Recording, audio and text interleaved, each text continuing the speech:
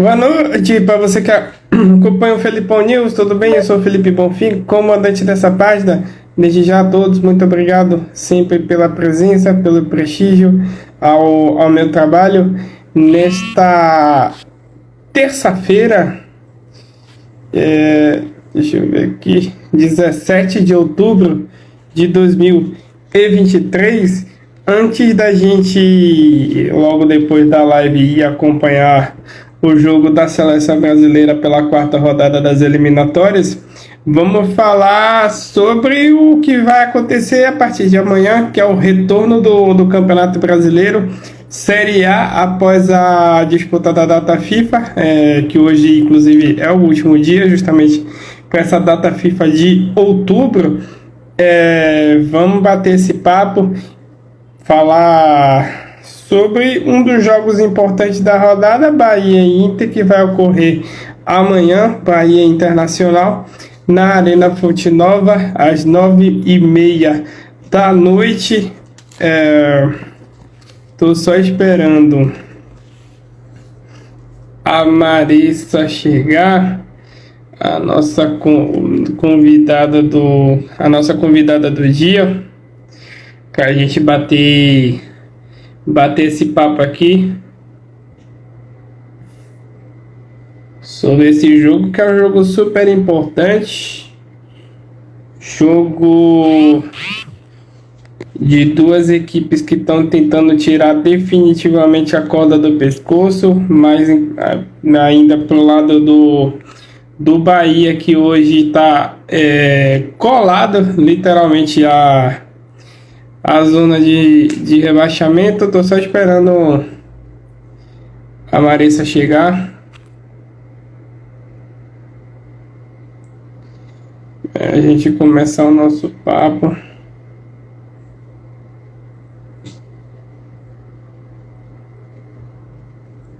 Está previsto justamente para as 8 horas.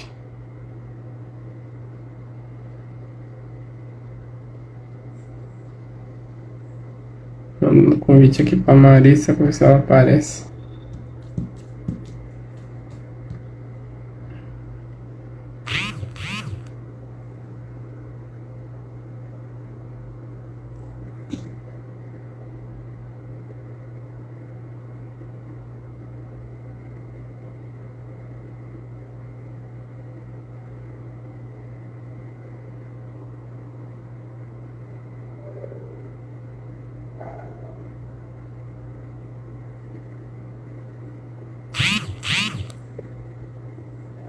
Cadê a Marissa, gente?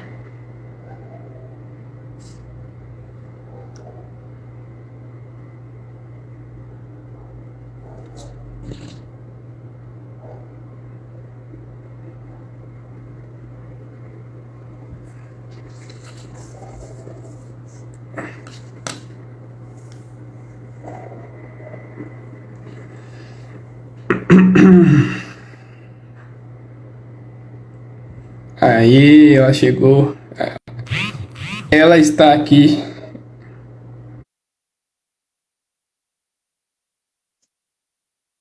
Eu já aceitei o convite. E aí? Olá. Será que agora tá pronto? Me ouve? Tá me vendo bem? Me ouvindo bem, Marissa? Deixa eu chegar aqui pertinho. Tá me ouvindo?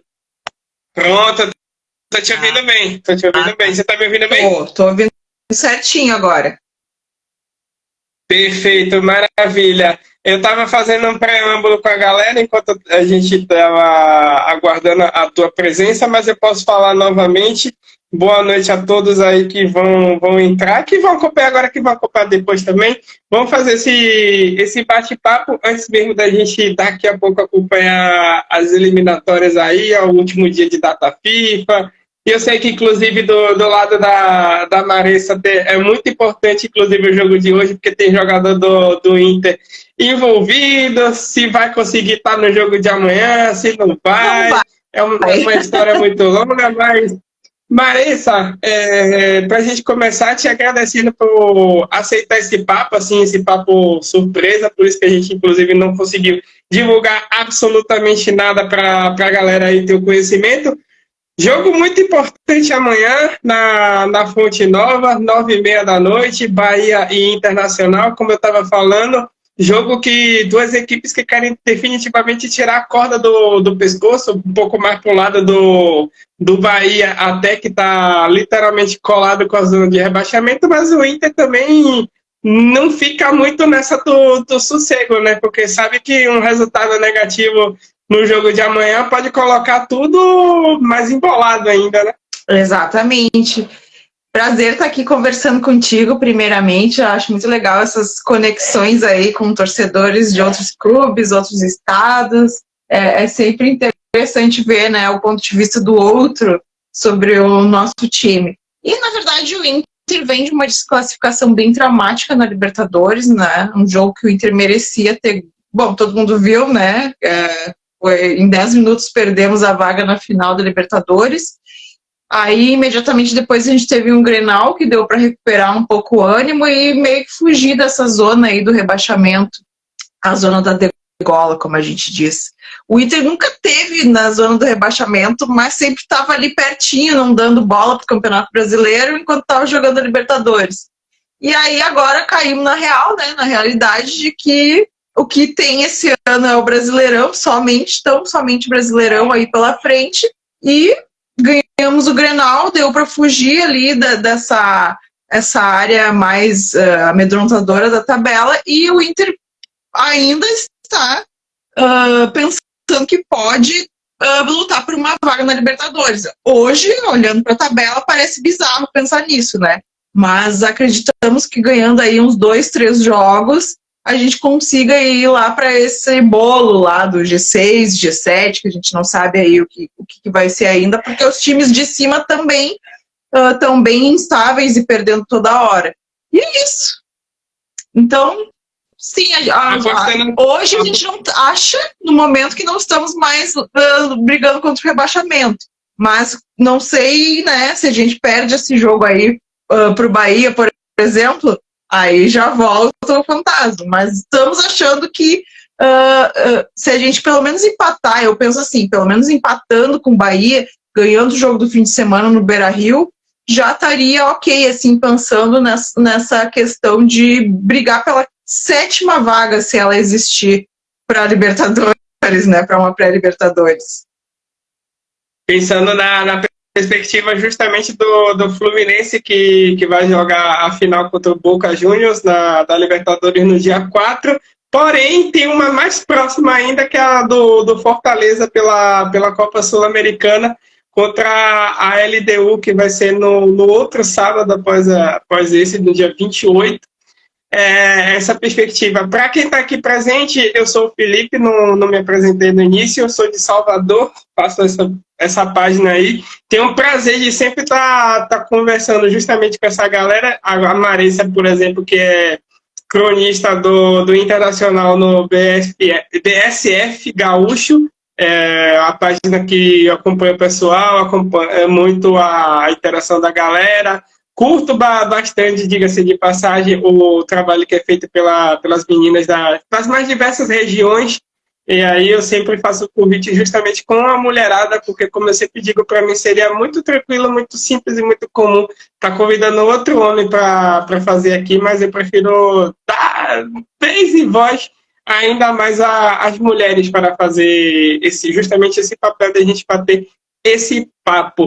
Mas você falou do Inter, lado de cá do Bahia para o jogo de amanhã, a equipe do Bahia vem com uma moralzinha assim, levantada por causa do jogo meio doido que foi feito no final de semana passada contra o Goiás, os 6-4 em Goiânia, que para mim, sendo bem sincero, traduz mais a questão de como estão as equipes hoje na competição, tanto Goiás, tanto Bahia, a nível defensivo, mas falando especificamente do Bahia, que conseguiu ser mais efetivo, mais eficiente no ataque, porém, continuou preocupando no sistema defensivo bastante. Isso inclusive, foi dos comentários de Rogério Ceni, que ele chamou muita atenção sobre isso, sobre a questão de ter aproveitado esses 10 dias de intervalo que teve por causa da data FIFA, para tentar corrigir a parte defensiva. Tanto que ele acredita muito na equipe do último jogo, que eu estou observando aqui a possível escalação. Ela não deve ter muita mexida, não. Aliás, praticamente nenhuma. Só a entrada mesmo do Canu, que volta de suspensão, para a saída justamente do Gabriel Xavier, que jogou o último jogo. Mas o resto da equipe é o mesmo. Até o Everaldo, mesmo criticado pra caramba, fez 3 gols. Parece que deu aquela animada assim na galera. Tem o Gilberto também, que fez aquele gol diretamente da linha do meio de campo, surpreendendo o Tadeu. Mas, assim, eu olho o jogo de amanhã, Bahia Internacional, como todos os confrontos que foram entre as duas equipes, seja aqui na Arena Fonte Nova, ou seja, justamente no Beira-Rio, já olho como um jogo, assim, principalmente com a situação das duas equipes, como um jogo, assim, que tende a ter algum tipo de emoção amanhã, né? Com certeza. Para as duas equipes. Primeiro que o Kudê gosta de atacar, né? O nosso treinador. Então, ultimamente, como ele é um trabalho relativamente novo, né? Ao contrário do Mano, que é um treinador retranqueiro, o Kudê é o DNA, né? Do time do Kudê é atacar o quanto pode. Então, a gente acaba levando gols também. E o Rogério Ceni, de certa forma, ele também é um treinador que trabalha bastante, né, essa prioridade de ataque. Então, acredito que sim, vai ter gol nesse jogo. Não vai ser me surpreenderia se fosse um 0-0. Eu me surpreenderia pra caramba se for um 0-0 amanhã. Mas assim, se for aquele 0-0 chato, que a gente praticamente dorme na hora do jogo, é um negócio terrível. Mas se for um 0-0 e de repente um 0-0 animado, o perfil aqui interradioso está falando aqui, atacar sem defender. Esse é o lema do Kudê. O Kudê é vida louca, gente. Assim, é marcação alta no campo do adversário, se puder, até fazer os gols. E aí, nisso, a gente acaba ficando um pouco exposto. Normalmente, assim, depois de um certo tempo de trabalho, os times do Kudê são bem equilibrados na defesa também. São times que tomam poucos gols. Mas, assim, agora, assim, entrando, né, aquela coisa, trocando a roda com o carro em movimento, como a gente gosta de dizer, não tem muito o que fazer. Se ele vai priorizar o ataque, a defesa vai sofrer um pouquinho. E é o que vem acontecendo, né? A gente tem tomado muitos gols de falhas individuais. Por exemplo, na Libertadores, o René entregou os 2 jogos ali. Nosso lateral esquerdo, que não vai jogar. Porque ele está suspenso, né? Vai entrar o Dalbert no lugar dele, que é um cara que vende, é um jogador que vem da Europa e vem de lesão. Então, ele ainda tá pegando ritmo, digamos assim. Então, não sei o que esperar. Tu falou aí dos nossos jogadores que estão na seleção, possivelmente, assim, 90% de chance, 99% de chance que nenhum deles vai jogar, tá? Então não precisa se preocupar aí com Arangues, Ener Valencia, Rocher, nenhum desses jogadores vai jogar. O Rocher estava lesionado, né? Jogou lesionado contra o Fluminense. O Grenal, ele jogou lesionado. Aí ele foi poupado no primeiro jogo do Uruguai, nas eliminatórias. Eu nem vi se ele joga hoje contra o Brasil, inclusive. Então também... inclusive as escalações já saíram, já. Se você tiver essa curiosidade aí, eu tô sabendo que as escalações já saíram. Eu não vi as escalações, eu não vi se o Eu já vi até mais cedo. Eu já vi mais cedo pela prévia que ele vai jogar. Ele estava como provável titular hoje. Porque ele não jogou o primeiro jogo realmente por isso, porque ele estava lesionado, né? Estava com uma lesão na costela. E é isso, então todos os nossos jogadores que estão nas seleções, inclusive o Johnny, volante, teve alguns jogadores que aproveitaram para levar o cartão amarelo no último jogo, porque sabiam que iam estar na seleção também, né? Então já estão suspensos e limparam o cartão para não jogar. Acho que o Ener Valencia, por exemplo, é um desses jogadores, então não jogaria de qualquer forma. E é isso, então a gente está com um time bastante misto para, né, metade do time reserva. Seria bom Essa lista pro lado de vocês é bom, né? Essa lista de desfalques, assim, é praticamente um time, né? Se for pensar em jogadores que são reserva, que não são titulares e também são desfalque, é quase um time, tipo o Pedro Henrique, que era um reserva imediato, ponta, também quebrou o braço, não sei quando ele vai voltar a jogar, ter condição de jogo, né? Ele já até tá meio que liberado, mas aquela coisa, o jogador voltando de lesão. Então, assim, hoje vai jogar Luiz Adriano, vai jogar Gabriel, que é um jogador que possivelmente, né, o Gabriel no meio campo, que é um jogador que está voltando de uma lesão no joelho, a gente não sabe o quanto ele vai estar na melhor condição. O Kehler, que é um goleiro assim que a gente não pode ver na nossa frente, de tanto que falhou esse ano. Então tá difícil, viu? Eu sei, eu percebo o drama e tal, inclusive através até da própria torcedora ilustre de vocês, a Renata Fã e tal, dá para perceber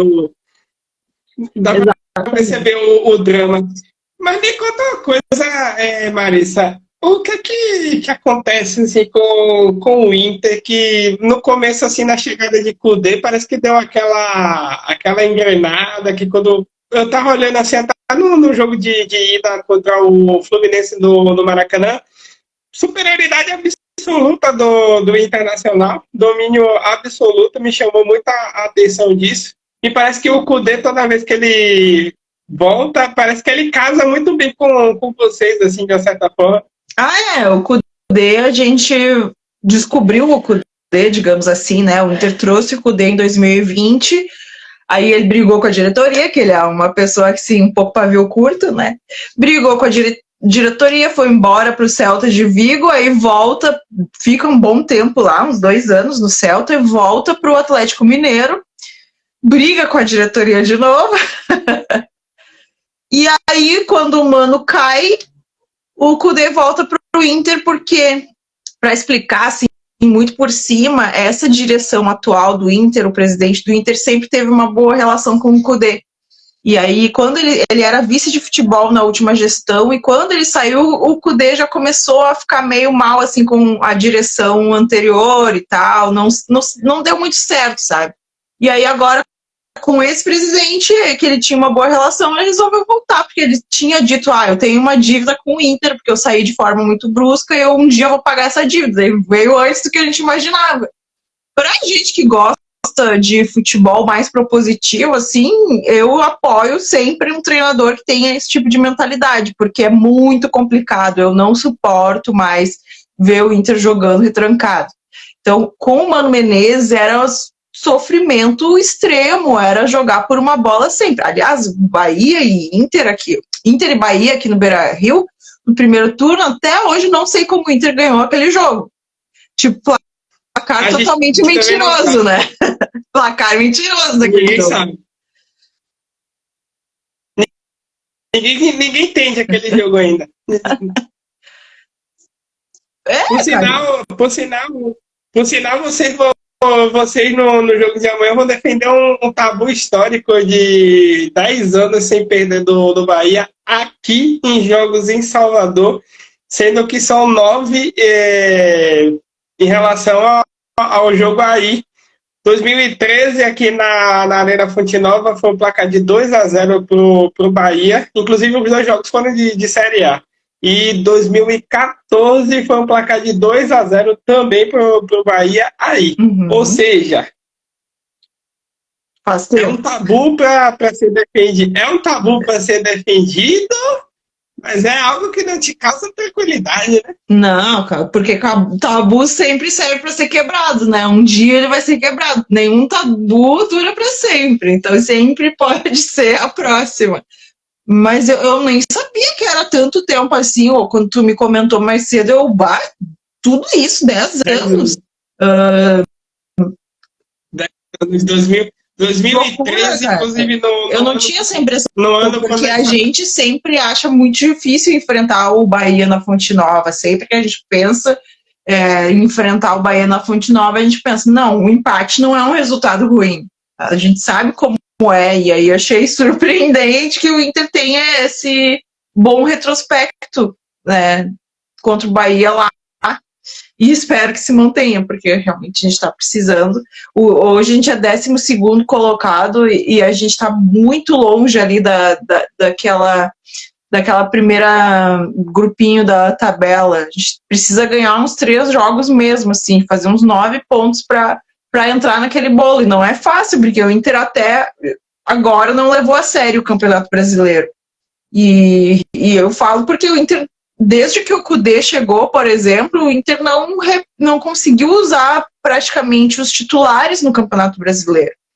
E isso prejudica muito. A gente não tem um grupo, a gente não é o Flamengo, né? A gente não é o Palmeiras. Até acho que esses dois são o que a gente sempre cita assim como times que conseguem jogar com titulares e time misto e não perder tanto. A gente não. Se a gente está com um time misto como hoje, a gente perde muita qualidade. Aliás, o jogo contra o Fluminense, que a gente dominou no Rio de Janeiro, por exemplo, a gente não tinha banco, né? Enquanto os titulares estiveram em campo, a gente foi muito bem. Começou a sair ali o Arangues e tal, aí despencou o meio-campo. E é o que acontece. Acredito que vocês perderam muito a classificação justamente nesse primeiro jogo. Claro, tinha que ter vencido, né?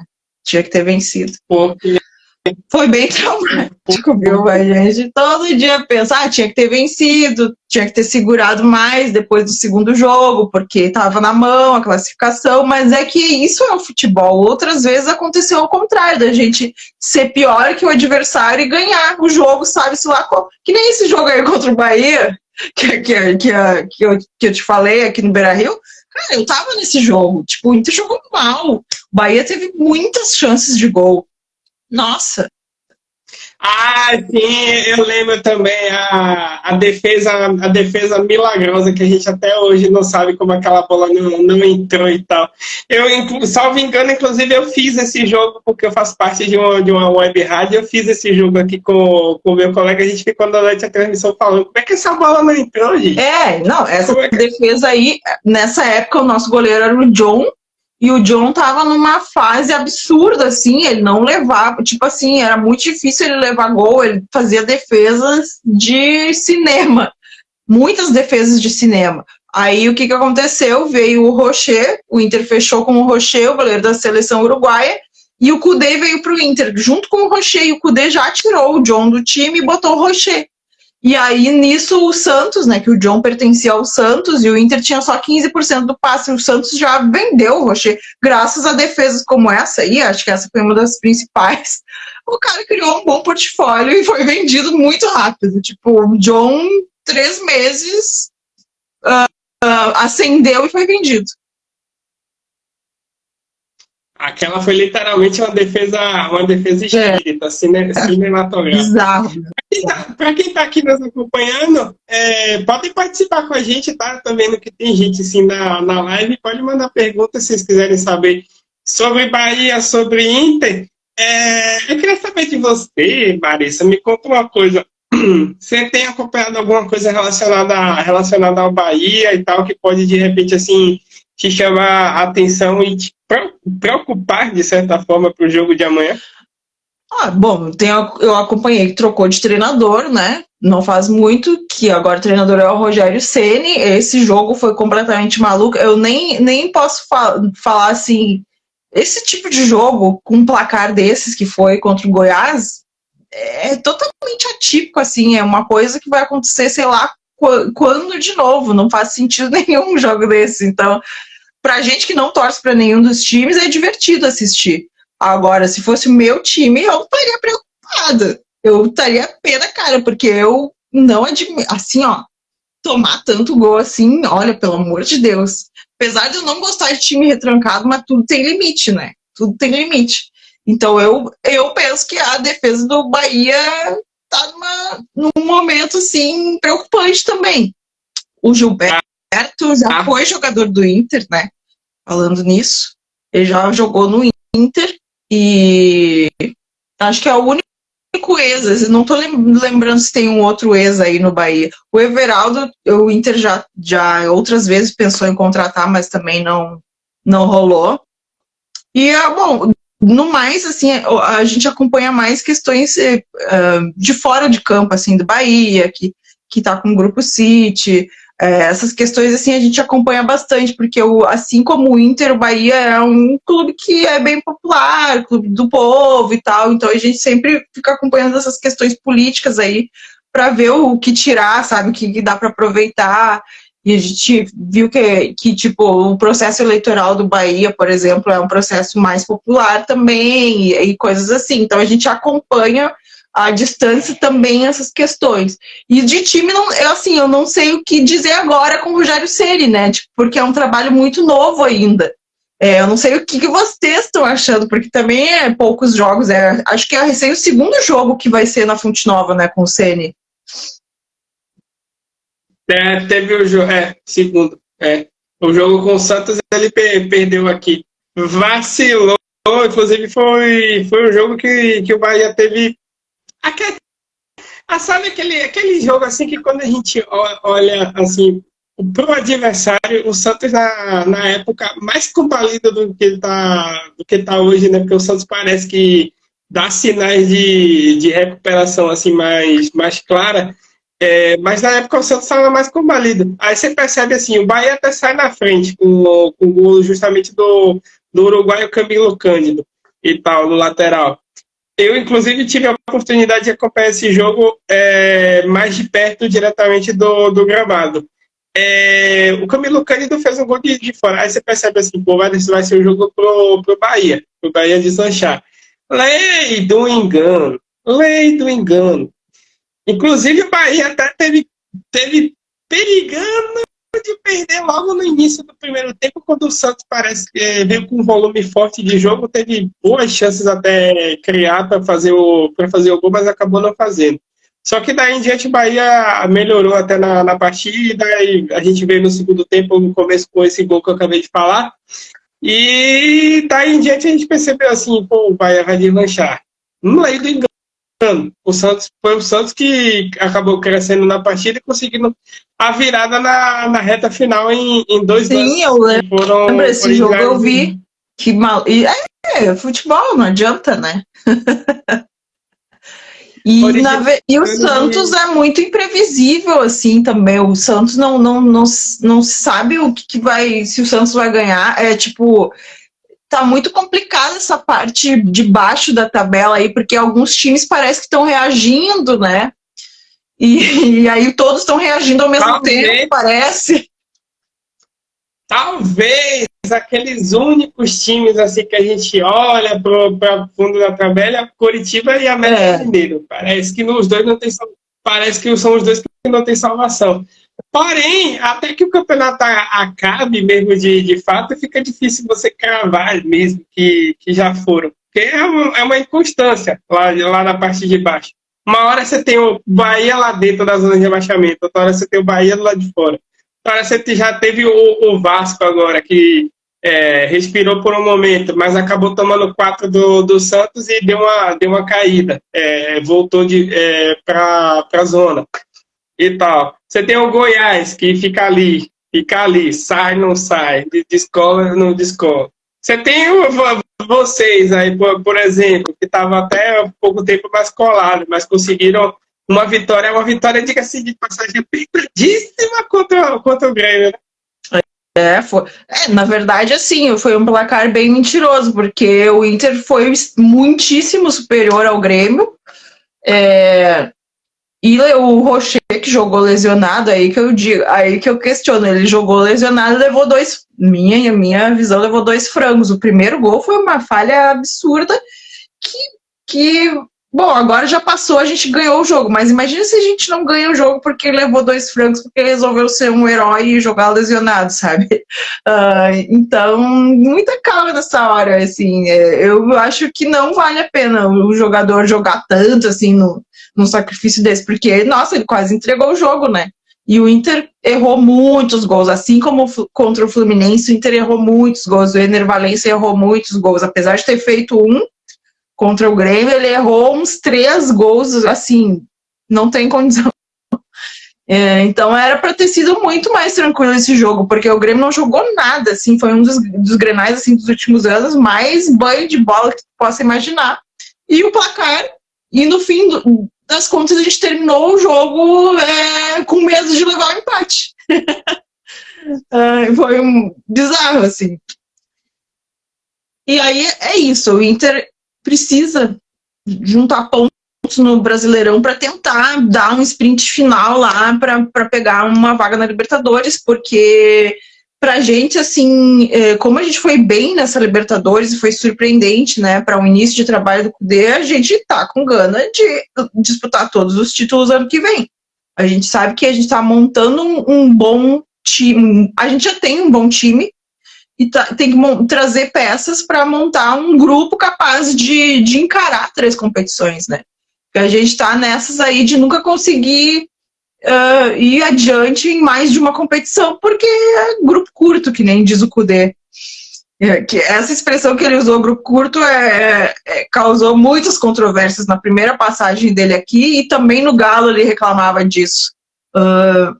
Mas é isso, sim, a gente precisa ganhar, somar pontos agora, a gente não pode pensar mais em perder, sabe, no Brasileirão, porque senão a gente vai ficar ali naquele meio de tabela, que não vai para lugar nenhum, sabe, e hoje em dia a Sul-Americana também tá um campeonato muito desvalorizado, sabe, claro que quem não tá ganhando nada, a Sul-Americana é maravilhoso ganhar, né?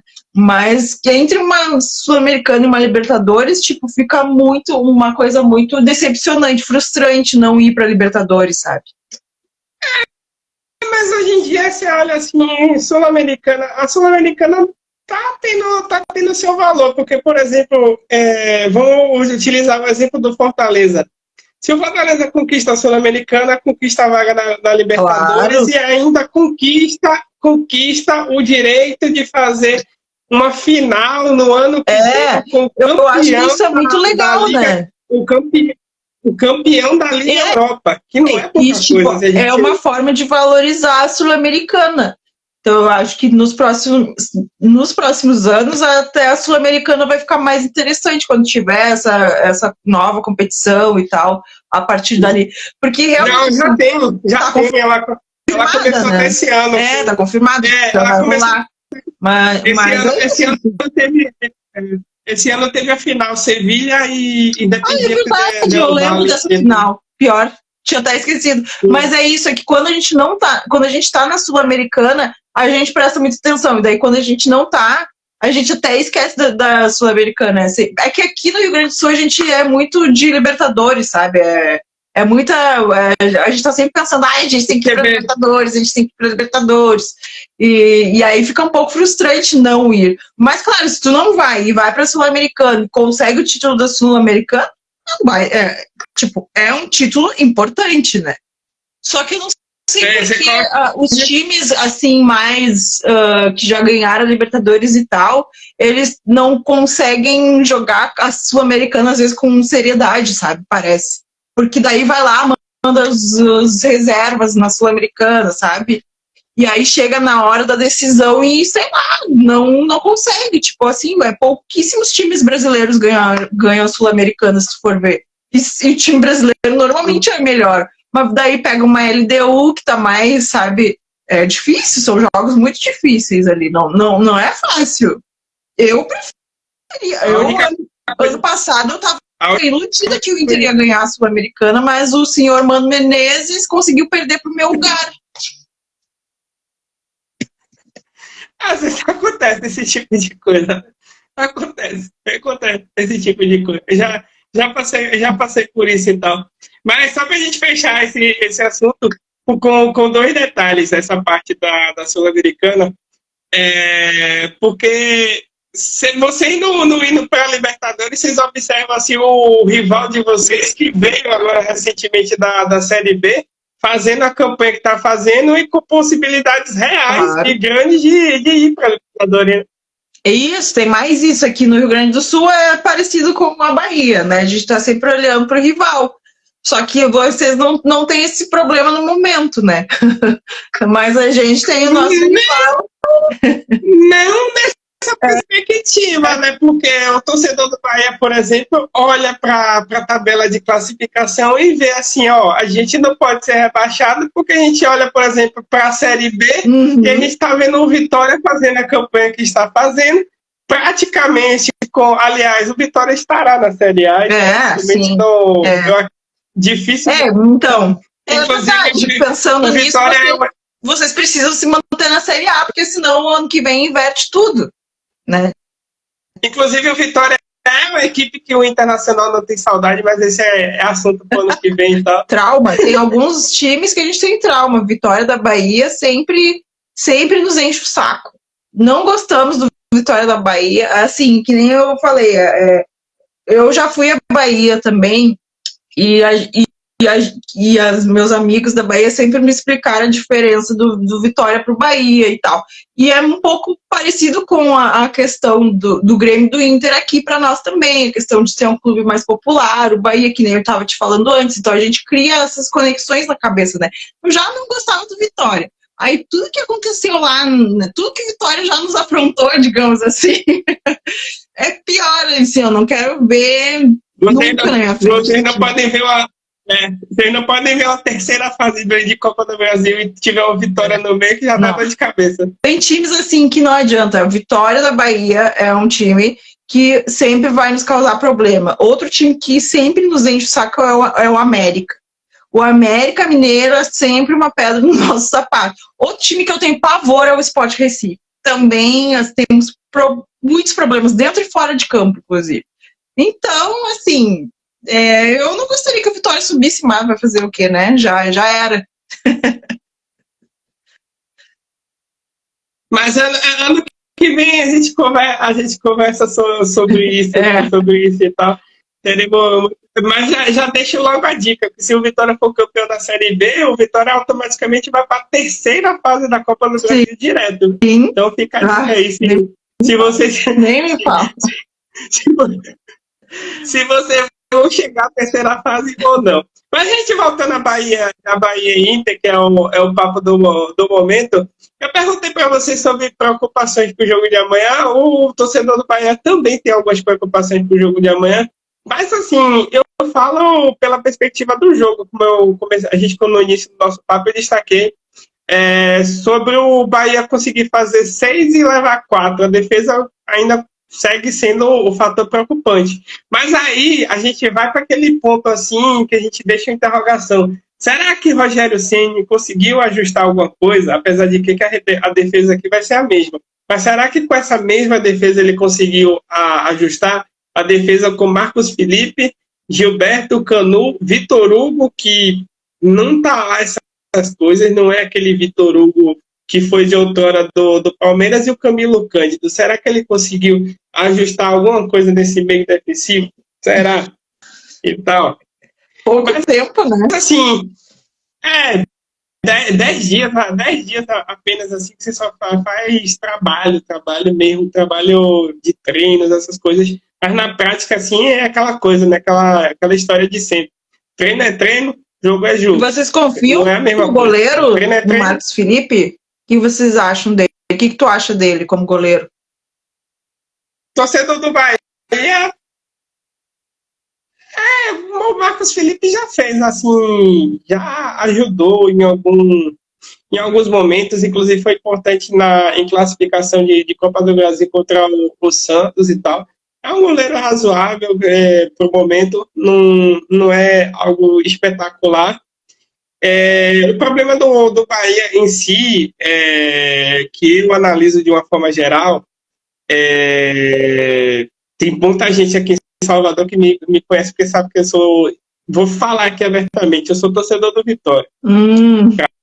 Para colocar a informação, mas eu consigo ser uma pessoa bem tranquila para fazer esse tipo de trabalho. Mas a gente, voltando pro detalhe, é um goleiro ok.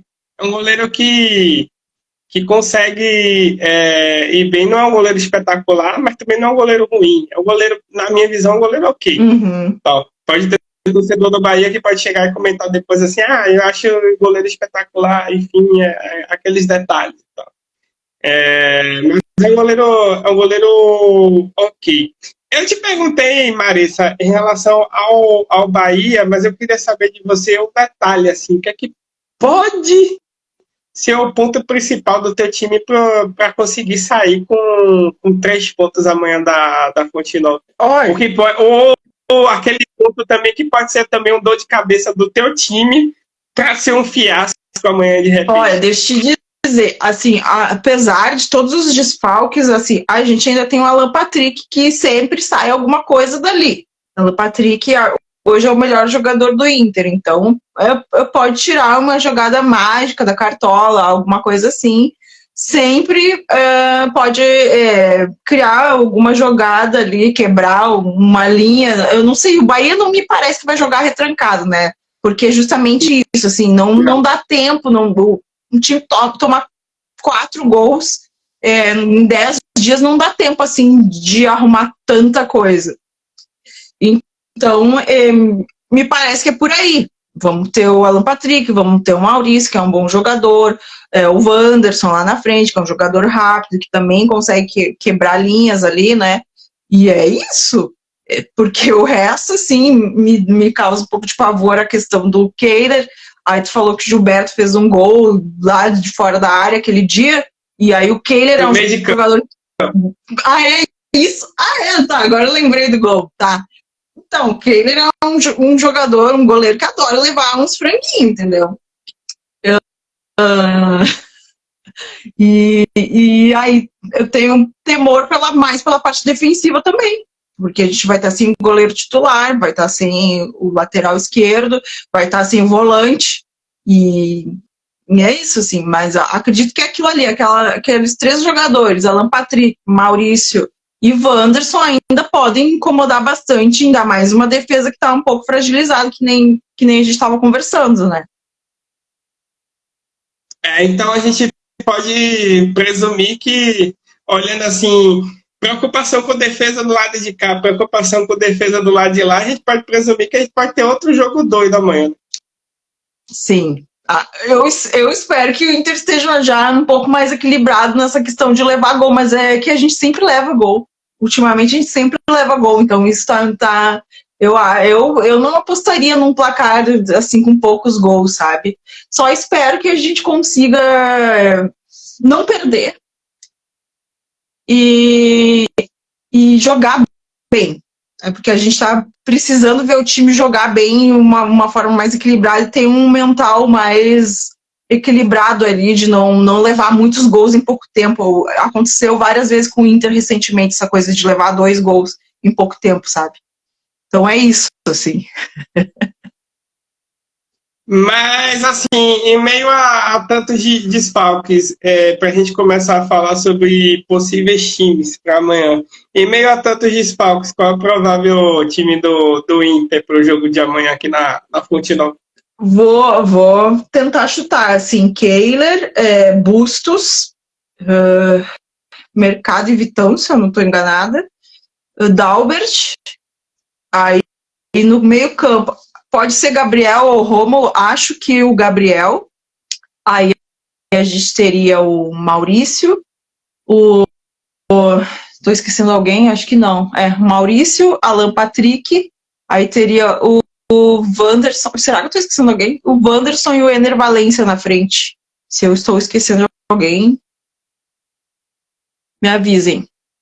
Mas acho que é isso, não tem muito assim. O Bruno Henrique. O Bruno Henrique deve entrar na vaga do Arangues. Eu estava esquecendo de um volante, do segundo volante ali. Então seria Gabriel, Bruno Henrique, Maurício e Alan Patrick. E aí, é que assim, o Alan Patrick tem jogado até um pouco mais adiantado que o Wanderson, sabe? Nessa configuração, embora o Wanderson, em tese, seja o ponta. Então seria aquilo ali, Alan Patrick, Wanderson e Luiz Adriano, porque o Ener Valencia tá suspenso e tá na seleção do Equador. É um time bem fragilizado, né? Se pensar assim, sai o Ener Valencia e entra o Luiz Adriano, sabe? sai o Arangues, não vai ser. E principalmente sai o Rocher e o Kehler. Mas se bem que o Luiz Adriano não é um fator assim de você dizer, pô, no ataque vai ter o Luiz Adriano, não é um fator de tranquilidade, porque se você der uma brecha com o Luiz Adriano, ele tiver no Mundial. O Luiz Adriano, ele tem qualidade, é inegável, só que o problema é que, sinceramente, assim, ele parece já estar cansado. Sabe aquele jogador cansado, que não vai em todas as disputas? Ele já parece estar nesse momento da carreira. Então, óbvio, se tiver uma chance, ele vai guardar. Mas ele não cria as chances. Ele não é um jogador que cria muito mais chances, né? Que incomoda a defesa adversária e coisas assim. Não é. O Ener Valencia não. O Ener Valencia faz um inferno na defesa adversária. Carrega tudo que é marcador. Embora erre muitos gols, mas o Luiz Adriano já não consegue mais disputar, sabe, aquelas bolas, assim, bola aérea, principalmente, é complicado. Mas, claro, não é um jogador que não tem a mínima qualidade, não é um bagre, que nem a gente diz aqui, não é um bagre, mas o time decai muito, sim, sem o Ener Valencia. O Bahia, como eu falei no começo da live, o Bahia só deve ter mesmo a entrada do Canu no lugar do Gabriel Xavier, que foi o titular contra o Goiás. Então a equipe deve performar assim com Marcos Felipe, Gilberto, Canu, Vitor Hugo e o Camilo Cândido, Rezende, Tassiano, que vocês conhecem muito bem pro lado do Sul, e o Iago Felipe. Um esquema assim, mais ou menos de 3 volantes, embora que o Tassiano joga um pouco mais avançado. O Tassiano aqui em Porto Alegre, no Grêmio, ele jogava em qualquer posição. O Renato, por exemplo, se precisasse botar de lateral, botava de lateral, de meia, fazia tudo, volante, não importa, era Tassiano e mais 10. Porque o Tassiano é esse tipo de jogador que os treinadores sempre vão botar no time. Né? Porque ele é muito aquele jogador tático, que nem dizem. Aí vai ter o Cauli, que é o maestro da equipe. Parece que um jogador ele fez a diferença gigantesca no jogo contra o Goiás. Foi artífice do placar, dos 6 gols da equipe do Bahia. Parece que é aquele jogador assim que quando entra é um jogador que faz mesmo a diferença, que consegue dar uma cara diferente à equipe. Aí vai ter o Ademir e o Everaldo no campo de ataque, que já tem torcedor do Bahia até falando, até brincando, Everaldo nunca critiquei, enfim. Mas cara, assim, se tu for pensar, Ademir e Everaldo tiveram já fases muito boas, né? Tipo, não é... Os caras não têm desaprendido tanto. Na Chapecoense, anos atrás, Everaldo foi artilheiro de uma Série B. Sim, eu lembro. E o Ademir eu acho bom jogador também.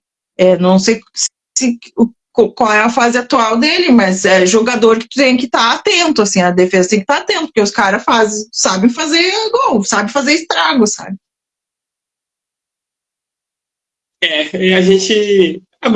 Vamos ver o que vai acontecer nessa partida. Eu achei que tu torcia pro Bahia, daí agora que tu falou esse negócio do Vitória, eu fiquei pensando, o Juventude está tentando subir para a Série A também. Mas a vida dele é que a gente resolve no Barradão. A gente resolve. Bom, eu não gosto, né? Eu não gosto do Juventude também. Que nem eu te falei, Vitória não quero ver nem, olha, assim, ó, nem nunca na minha vida. Ano que Esporte vem não tem o que fazer, né? Ano que vem tem que fazer. Ano que vem ainda vai ser no Brasileirão e na Copa do Brasil. Porque sempre vai ter um Vitória na nossa vida na Copa do Brasil, não adianta. E o Juventude também não gosto. Não gosto do Juventude. A única coisa que o Juventude fez de bom foi ajudar a rebaixar o Grêmio em 2021. Que o Juventude ganhou do Grêmio. Aliás, o Bahia também nos ajudou muito, tá? O Bahia ganhou do Grêmio lá no jogo decisivo, na Fonte Nova. E só que o Bahia foi rebaixado depois junto, né? Só que vocês não querem que aconteça isso no jogo de amanhã, né? Que o tabu de 10 anos termine amanhã. Não, pode ficar um tempinho mais aí, que a gente tá precisando. Tanto quanto ou mais. Na verdade, o Bahia até estava precisando mais, mas para as nossas pretensões, ganhar é bem importante amanhã. A gente precisa embalar. Não dá para ficar nesse momento do campeonato, não dá mais para patinar. É porque vocês olham, inclusive, pro fator de o Bahia vai pegar no sábado, por exemplo, o Fortaleza. Mas o Fortaleza tá bem. Beleza. Mas querendo ou não, um jogo aqui também na Arena Fonte Nova. Na Arena Fonte Nova também. E o Fortaleza nem vai estar com cabeça para esse jogo, né? E até que o Fortaleza é um dos times que está me surpreendendo, porque o Fortaleza está conseguindo ir bem em 2 competições. Que em outros tempos o Fortaleza quase foi para a zona do rebaixamento por priorizar uma Copa, né? E agora o Fortaleza está bem nas 2. Sabe o que se chama isso? Gestão. Gestão bem feita. E gestão bem feita dá isso aí. Leva isso aí. É esse tipo de resultado. Mas antes de eu falar qual vai ser a arbitragem, uma coisa que eu estava querendo falar da Copa Sul-Americana que eu estava até esquecendo. A única coisa que eu vou criticar mesmo da Copa Sul-Americana é a bagunça que a Conmebol faz na final. Ela tira a final de um campo bom, que seria no Centenário, em Montevidéu, para botar em um campo minúsculo, que só cabe 25 mil, e o Fortaleza detalhe, o Fortaleza só vai ter direito a 3 mil, uma carga de 3 mil de ingressos. É uma coisa horrível, o campo lastimável. Enfim, a bagunça que fizeram, tentaram copiar um modelo europeu que eu acho desnecessário. Um modelo que você poderia adotar por exemplo, o Fortaleza não foi o melhor time dentre todos da Copa Sul-Americana até aqui, então ele teria o direito de fazer a final no campo, seria uma possibilidade. Não tem necessidade nenhuma de nem na Libertadores e tão pouco na Copa Sul-Americana você inventar de adotar modelo europeu. Péssimo, assim, tira totalmente a emoção do espetáculo, sabe, das partidas finais, que sempre foram tradição. Essa final única, péssimo. Pior invenção que a Conmebol poderia ter tido. Horrível. E eles não repensam, né? Eles seguem mantendo isso. Não, é sempre horrível e eles seguem nessa. Mas, voltando à nossa conversa, jogo que vai ser transmitido pela Globo. A Globo daqui já confirmou, não sei se é o mesmo aí, em relação aí. A transmissão desse jogo de amanhã vai ser pela Globo. Eu acho que aqui vai também. Aqui vai, aqui já confirmou desde ontem, inclusive. Premier com certeza. Sport TV acho que não, vai ser outro jogo, então vai ser só Globo e Premier mesmo. A arbitragem vai ser de Marcelo de Lima Henrique, do Ceará, ele que era do Rio, mas agora faz parte do quadro cearense. Nailton Júnior de Souza Oliveira, da FIFA do Ceará, e o Renan Aguiar da Costa, também do Ceará, vão ser os auxiliares. Acho que uma coisa assim, sei lá, você colocar uma arbitragem nordestina para um jogo de um time nordestino, eu acho uma coisa assim. Enfim. Desnecessário, né? Discutível. E o VAR vai ser comandado pelo Wagner Hillway, que ele é também da FIFA, só que da Paraíba. Vai ser a arbitragem que vai estar responsável pelo jogo de amanhã. Bahia e Internacional. Para quem não acompanhou a live desde o início, o Internacional defende o tabu. O Bahia vai tentar quebrar o tabu de 10 anos sem vencer o Internacional aqui na Arena Fonte Nova. Mas se você pegar um retrospecto geral assim, entre as equipes, o Bahia está sem vencer, na verdade, o Internacional há 9 anos, desde quando venceu no jogo do Beira-Rio. Então, vai tentar quebrar essa sequência para se afastar mais da zona de rebaixamento e não deixar justamente o adversário do jogo de amanhã disparar, descolar de uma vez da parte de baixo. Inclusive, numa rodada que a gente vai ter jogos assim bem interessantes também, né? Tem Goiás e São Paulo, tem Santos e Red Bull Bragantino. E para essa parte de baixo da tabela, adversários que vão pegar times mais intermediários e o Red Bull Bragantino que não preciso nem falar que é o que está lá na cabeça, né? Disputando vice-liderança, lugar. Não, Red Bull é a grande surpresa, né, desse Brasileirão. Quem imaginaria, né, que o Bragantino ia estar na vice-liderança do Brasileirão? E é um bom trabalho também, né? Sempre, que nem tu falou, gestão e bom trabalho, um bom treinador. Um treinador que não foi um treinador óbvio, eles foram atrás e pensaram no trabalho do cara, né? Analisaram o trabalho do cara para trazer. E rende, né? Pode demorar um pouco, mas rende. O português que deu certo. Não é todo português que você... Não é todo português que você traz de lá, não, que vai dar certo, não. É o terceiro, né? Só 3 deram certo, eu acho, até agora. Assim, eu considero Jorge Jesus, o Abel...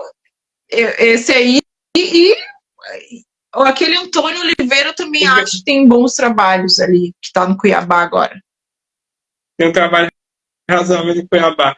Dito isto, Marissa, que agora a gente vai acompanhar, principalmente você, que você vai acompanhar o Rocher, que vai estar atuando.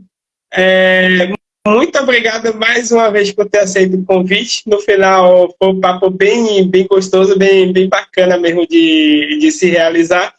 Espero que você tenha curtido, e a galera que nos acompanhou agora e que vai acompanhar posteriormente, daqui até o horário do jogo, vai ter muita informação aí, vai estar bem abastecido, bem subsidiada para acompanhar esse grande jogo amanhã. Lembrando mais uma vez para todos que nos acompanham, 9h30 da noite, transmissão da Globo e do Premier, Bahia e Internacional, que pelo cenário que a gente tem a perspectiva de que vai ser um jogo animado.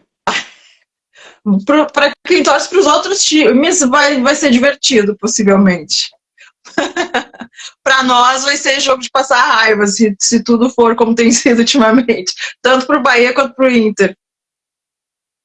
Pois é, Marissa. Muito obrigada mais uma vez pela presença. Grande beijo, grande abraço e até a próxima. Valeu, obrigado pela oportunidade aí e até a próxima. Tchau. Valeu.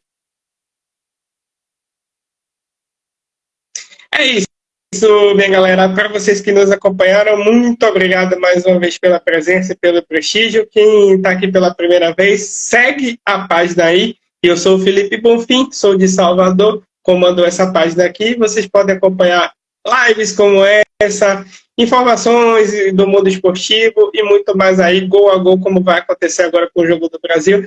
Fiquem à vontade aí para seguir, para recomendar para a galera aí.